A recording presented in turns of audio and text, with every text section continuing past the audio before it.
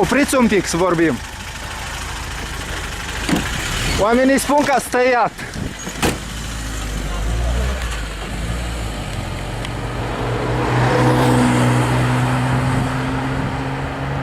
Узфий магазин в 3 этажа, Узфий субсол, интрари de la trase, de la casă Узфий 6 metri lăsați, o să ajung până la jumătate.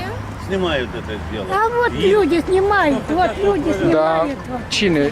Voi sunteți locatari aici. Ați cerut lor să le arate act, ceva? Da, Și-au prezentat au vreuna? prezentat niște acte care credeți-mă că erau false, scria Hânce 60, aici Lech Kaczynski 2 pară 3, fosta Sprâncenoi 6 pară 3.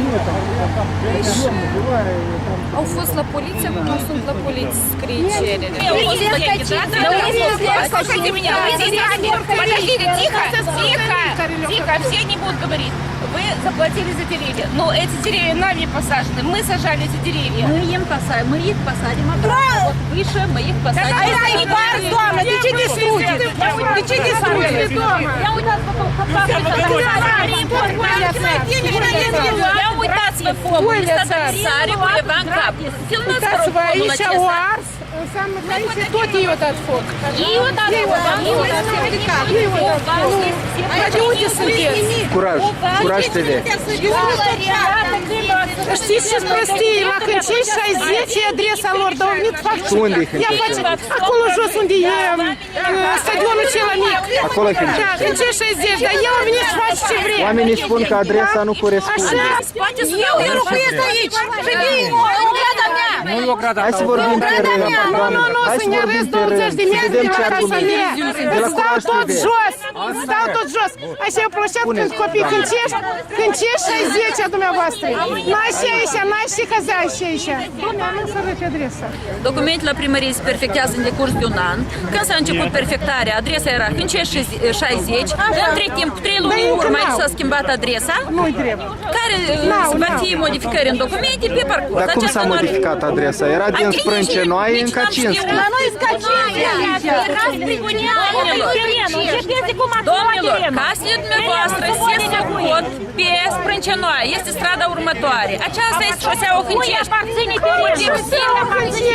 Care Asta e 6 pe 3, bolnavă ești, asta e 6 pe 2.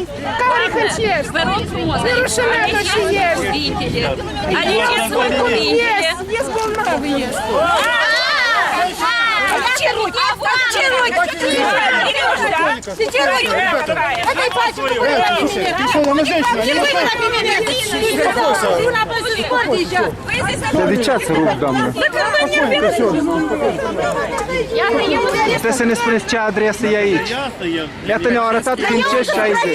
Ce înseamnă asta? Dar la deci e șosea cu 60 aici Hâncești. Zic, nu e 60 aici, e Sprâncenoia.